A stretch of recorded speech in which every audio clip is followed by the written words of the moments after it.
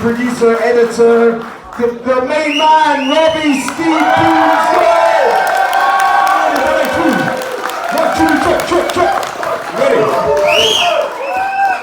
So look, if you want to grab a seat again, I know everyone's on their way out, just like, we'll be 10, 15, 20 minutes or something like that. And if you've got a question, we'll throw it over to you guys in a bit as well. But just a few bits and pieces of facts and figures.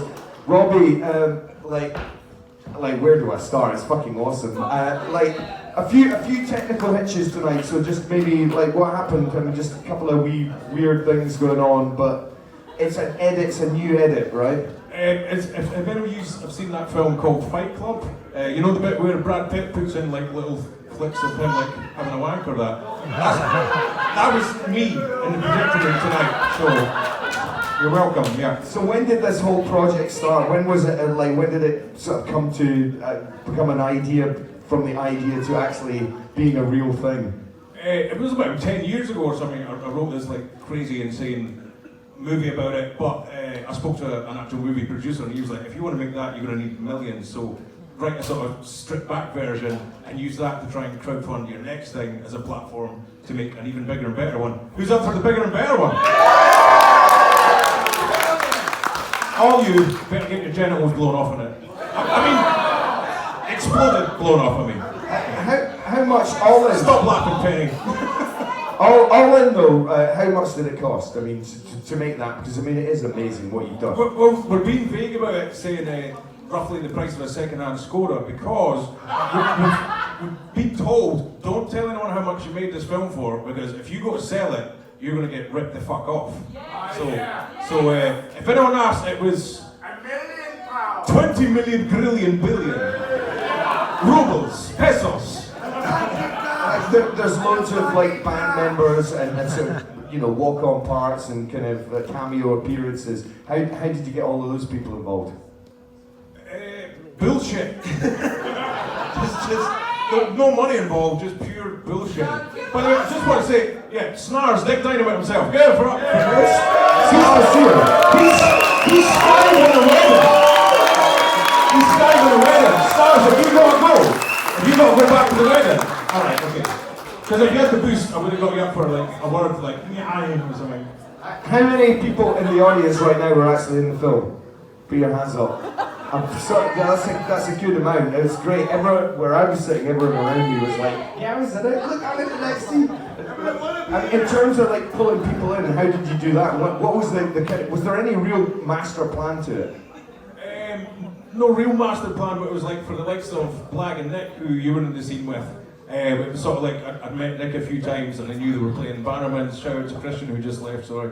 And it was just like, wrote to him, was like, dude, what are you doing before you play Edinburgh? And I'm like, oh, nothing. Because I know that being on tour could be quite monotonous, like you turn up to a venue, load in, just sitting around for ages. I was like, before the show, do you want to come and film in a World War II Nazi zombie movie in an underground nuclear bunker? And they're like, fuck yeah. So I was basically doing that, just being like, just throwing it out there, don't ask, don't get. But pretty much no one said no. You got guys from Rancid and Agnostic Front and you name it, Suicidal Tendencies. And how did you get those guys involved, and how did they? I mean, where were those scenes filmed? I mean, where did you get them? So the majority of them were blue screened in. We couldn't use green screen because they're wearing green, so it would have been just a face. But a lot of them was done on tour. Actually, it was like a big tour around Europe right before lockdown, and I was on tour with like a lot of these bands as one big package tour.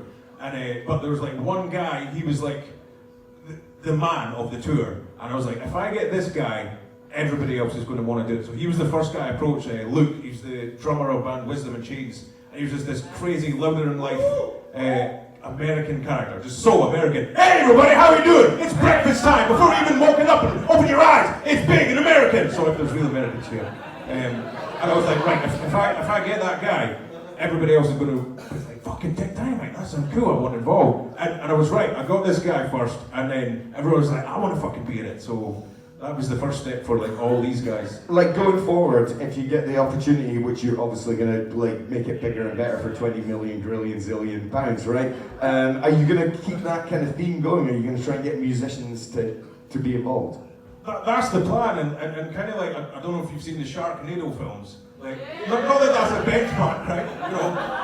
You got the fucking Godfather, Citizen Kane, Sharknado. Sharknado's up there with it. But basically, like, you watch the first one, right? And it's really stupid. But then as they go on, there's more and more people in them. I think it must be the fact that, you know, we've got guys from Slipknot, Motley Crue, and be like, oh, do you want to get like a shark flying into your arse and you explode? Fuck yeah! You know, it's like these people are volunteering to be in it. So I'd like to think maybe this will be the case for this one. They'll be like, oh right, have you seen like people's genitals getting exploded by zombie Nazis and shit? Yeah, I want to be in the next one. So fingers crossed. Talking of which,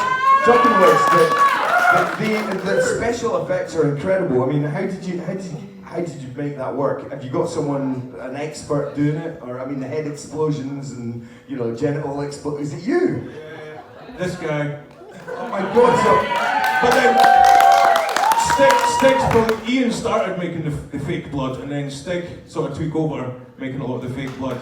By the way, how many scenes is Stig in? I think Stig dies in it the most.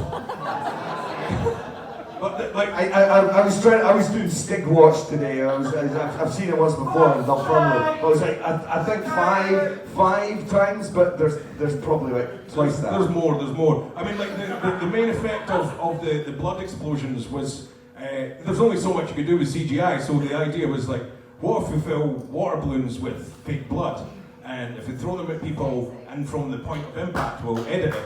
And then it was like, so we're doing that at first. And then I was like, well, what if we CGI out the balloons coming forward? So then you get the whole explosion, which looks more realistic and real, and you're getting a reaction of them getting pummeled. But then there was like this guy, Shawnee D, if any of you know of him, aka my brother. Even for scenes he wasn't in, he turned up fucking hammered. True story. Hold on. So like, Shawnee would be like, oh, yeah, let's splatter this person with blood balloons. And you just get like a million people, that figure's coming up a lot, eh? And splat them, but the amount of balloons that would miss or bounce off people, and it's pretty much impossible to CGI that out.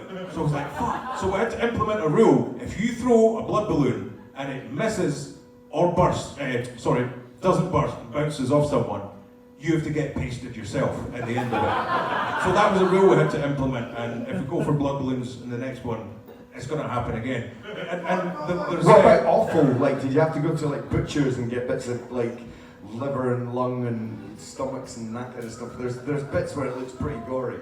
I mean, I'm a vegetarian, and yeah, Sandy's vegan, so some of those scenes we were like a bit squeamish, and yeah, they were from the local Chinese bucket.